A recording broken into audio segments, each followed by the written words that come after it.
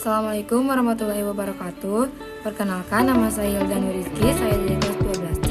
Di sini saya akan menyampaikan sedikit materi mengenai salah satu wali songo, yaitu Sunan Gunung Jati. Yang pertama ada profil. Nama lengkap Syarif Hidayatullah, kelahiran 1448 Masehi di Kairo, Mesir. Meninggal 19 September 1568, Keraton Kesepuhan Cirebon. Anak Maulana Hasanuddin dan Ratu Wulung Ayu. Pasangan Nyai Pakungwati, orang tua Rara Santang dan Syarif Abdullah Umadatuddin. Kakek nenek Nyai Subang Larang Raja Siliwangi. Ia mendapat tugas untuk berdakwah di daerah Cirebon, di sana di Sunan Gunung Jati, mendirikan kerajaan Cirebon dan melepaskan diri dari pengaruh Pajajaran. Hal ini pula yang membuat Sunan Gunung Jati menjadi satu-satunya nama wali songo yang keluar sebagai kedudukan raja. Yang kedua ada kisah hidup. Sunan Gunung Jati atau Syekh Siti Jenar adalah salah satu wali songo yang berperan penting dalam penyebaran Islam di Jawa, khususnya di Cirebon. Ia lahir dengan nama Syarif Hidayatullah dan berasal dari keturunan bangsawan. Dikenal karena pendekatan dakwahnya yang mengedepankan dialog dan integrasi dengan budaya lokal. Ia menekankan ajaran tasawuf dan hubungan langsung dengan Tuhan. Sunan Gunung Jati mendirikan masjid dan pesantren serta berkontribusi dalam memperkuat komunitas muslim di wilayah tersebut. Ia diperkirakan meninggal pada abad ke-16 dan dimakamkan di Cirebon yang kini menjadi tempat ziarah terpenting. Warisan ajarannya masih hidup hingga kini dalam praktik keagamaan masyarakat setempat. Lalu yang ketiga ada sejarah. Sunan Gunung Jati atau Syarif Hidayatullah adalah salah satu wali songo yang menyebarkan Islam di Jawa Barat, khususnya di Cirebon. Ia lahir sekitar tahun 1448 di Pasai dari ayah seorang ulama Mesir, Syarif Abdullah, dan ibu Nyai Rara Santang, putri Prabu Siliwangi dari kerajaan Pajajaran.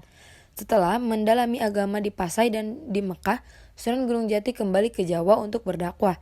Dengan pendekatan damai, ia menggabungkan nilai-nilai Islam dengan tradisi lokal sehingga Islam diterima secara luas oleh masyarakat.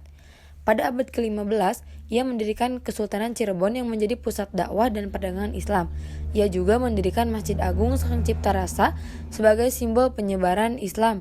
Sunan Gunung Jati wafat pada tahun 1568 dan dimakamkan di Komplek Makam Gunung Jati yang hingga kini menjadi tempat ziarah penting. Yang keempat ada metode dakwah. Yang pertama pendekatan kultural, yang kedua pendidikan dan pesantren, yang ketiga pendekatan diplomasi, dan keempat integrasi sosial. Yang pertama pendekatan kultural. Sunan Gunung Jati memahami pentingnya budaya lokal dalam proses dakwah. Ia mengintegrasikan ajaran Islam dengan tradisi dan budaya masyarakat setempat.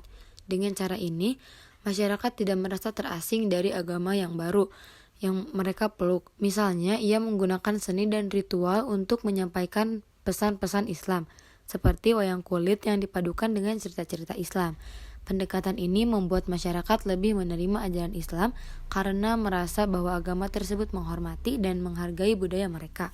Kedua yaitu pendidikan dan pesantren. Sunan Gunung Jati mendirikan pesantren sebagai lembaga pendidikan untuk mengajarkan ajaran Islam. Di pesantren, beliau tidak hanya mengajarkan Al-Quran dan hadis, tetapi juga ilmu pengetahuan umum, bahasa, dan keterampilan lainnya. Metode ini membantu menciptakan generasi yang terdidik dan memahami nilai-nilai Islam secara mendalam. Pesantren menjadi pusat pembelajaran dan pengembangan karakter sehingga banyak santri yang kemudian menjadi ulama dan penyebar Islam di daerah masing-masing.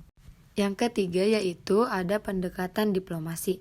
Sunan Gunung Jati juga dikenal sebagai diplomat ulung. Ia menjalin hubungan baik dengan penguasa lokal dan tokoh masyarakat lainnya. Dengan cara ini, ia dapat menyebarkan ajaran Islam tanpa mengalami konflik atau perlawanan yang berarti. Melalui dialog dan kerjasama, ia membangun kepercayaan dan saling pengertian antara umat Islam dan masyarakat non-Islam. Pendekatan diplomasi ini memungkinkan proses Islamisasi berlangsung secara damai dan harmonis. Yang keempat, integrasi sosial. Sunan Gunung Jati aktif dalam kegiatan sosial dan kemasyarakatan. Ia membantu masyarakat dalam berbagai aspek kehidupan, seperti kesehatan ekonomi dan pendidikan dengan berkontribusi pada kesejahteraan masyarakat. Ia menunjukkan bahwa ajaran Islam tidak hanya berkaitan dengan ibadah, tetapi juga dengan kehidupan sehari-hari. Integrasi sosial ini memperkuat ikatan antara umat Islam dan masyarakat luas, serta meningkatkan penerimaan terhadap ajaran Islam. Pembahasan yang kelima yaitu mengenai karomah.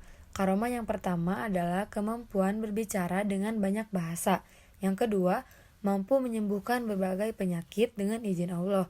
Yang ketiga, kekuatan spiritual seperti mampu mengetahui hal-hal yang akan terjadi. Lalu yang keenam adalah peninggalan. Peninggalan yang pertama adalah Keraton Kesepuhan di Cirebon. Yang kedua, Makam Sunan Gunung Jati. Dan yang ketiga, Masjid Agung Sang Cipta Rasa.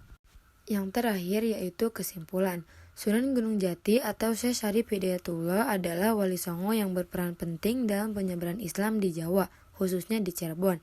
Ia mendirikan pesantren Sunan Gunung Jati yang mengintegrasikan pendidikan agama dan ilmu pengetahuan.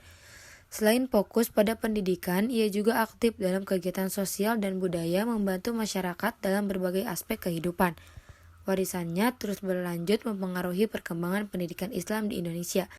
Hingga saat ini, Sunan Gunung Jati adalah sosok yang memiliki dampak signifikan dalam sejarah Islam di Indonesia, baik melalui pendidikan, dakwah maupun kontribusinya terhadap masyarakat.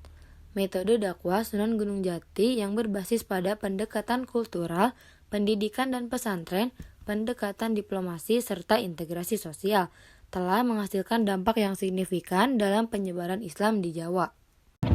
Mungkin cukup sekian yang dapat saya sampaikan, kurang lebihnya mohon dimaafkan. Terima kasih, wabillahi taufiq wal hidayah. Wassalamualaikum warahmatullahi wabarakatuh.